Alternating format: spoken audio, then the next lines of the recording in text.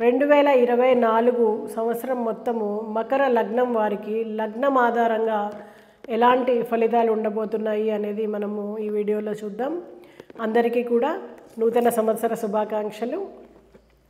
So Makar లగ్నం వారు చూస్తే ఎలాంటి ఫలితాలు పొందుతారు? శని, గురు ఎక్కువ కాలము ఒక రాశిలో ఉండేటువంటి గ్రహాలు కాబట్టి వాటి ఫలితము అనేది అన్ని రాశులపైన, అన్ని గ్రహాలపైన ఎక్కువగా ఉంటుంది. వాటి కదలిక ఆధారంగానే మనకి 60 సంవత్సరాలు కూడా ఏర్పడుతూ ఉంటాయి. సో ప్రతి సంవత్సరము వాటి కదలిక మేజర్ ఎఫెక్ట్స్ అనేది ఇస్తూ ఉంటుంది. మరి ఈ సంవత్సరము 2024లో గురువు మరియు శని కదలిక ఎలాంటి ఫలితాలని ఇస్తుంది? చూస్తే వీరికి ప్రథమార్థంలో చక్కటి ఫలితాలు ఉంటాయి. అలాగే మే నుంచి అక్టోబర్ మధ్యలో కొంత న్యూట్రల్ ఫలితాలు ఉంటాయని చెప్పచ్చు.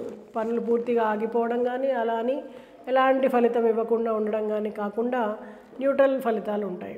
అలాగే సంవత్సరం చివరిలో అక్టోబర్ తర్వాత డిసెంబర్ 31 వరకు చూస్తే కనుక కొంచెం పనులన్నీ మందకొడిగా ఉండడం, గురువు శుభత్వం ఉన్నప్పటికీ శని కర్మకారకుడైనటువంటి శని సరి అయిన ఫలితాలను ఇవ్వక కొంత ఇబ్బంది పెట్టేటువంటి అవకాశం ఉంది.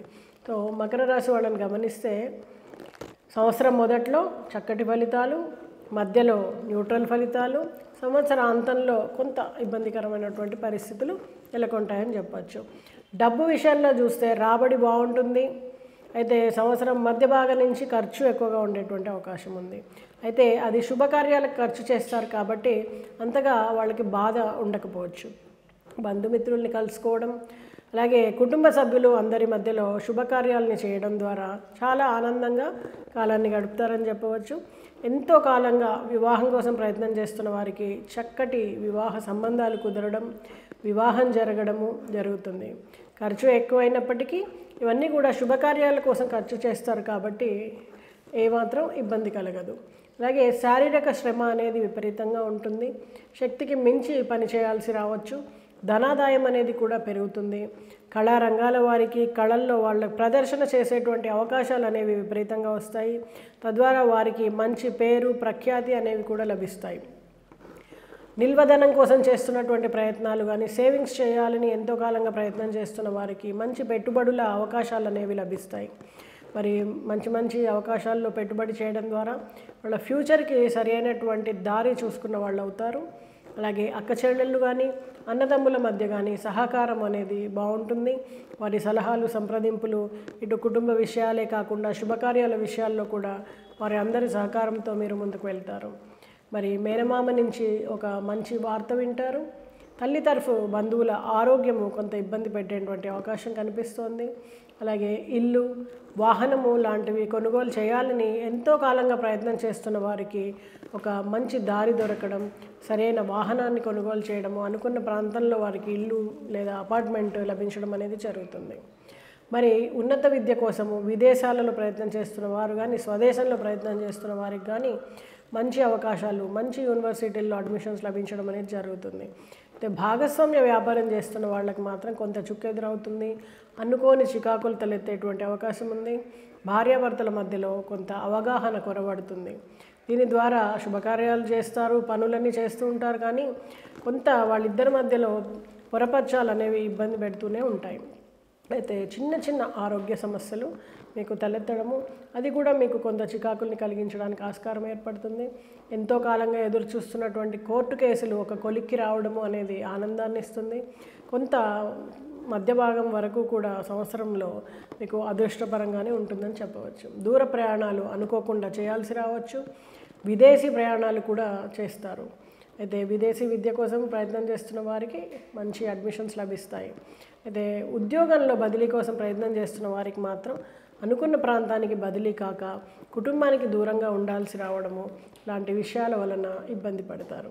ప్రమోషన్ కోసం కూడా ఇది సరైన సమయం కాదని చెప్పవచ్చు. కొంత వేచి చూడాల్సిన అవసరం ఉంది.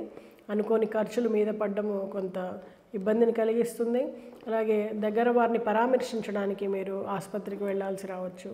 కొంత ఆరోగ్యం మందకొడిగా ఉండడం, బద్ధకం పెరగడం జరుగుతుంది. తద్వారా పనుల్ని మీరు పోస్ట్పోన్ చేస్తూ ఉంటారు. మరి తీర్థయాత్రలు కూడా ఎక్కువగానే చేస్తారు. కుటుంబ సభ్యులతో కానీ, బంధుమిత్రులతో కానీ ఎక్కువగా తీర్థయాత్రల్లో పాల్గొనడం మాత్రం మీకు ఆనందాన్ని ఇస్తుంది. సంతాన విషయం చూస్తే పిల్లల వలన ఆనందం ఉంటుంది. తన వారి దగ్గర పిల్లలు ఏదైనా సాధించారు అనేది ఒక మంచి పేరు వస్తుంది. దానివల్ల తల్లిదండ్రులు చాలా సంతోషపడతారు. మరి సంతానం కోసం ప్రయత్నం చేస్తున్న జంటలకి చక్కటి శుభ ఫలితాలు ఉండడం, సంతాన్ని పొందడం జరుగుతుంది. అలాగే వివాహ ప్రయత్నాల్లో ఉన్నటువంటి వారికి వివాహం కుదరడం కూడా జరుగుతుంది.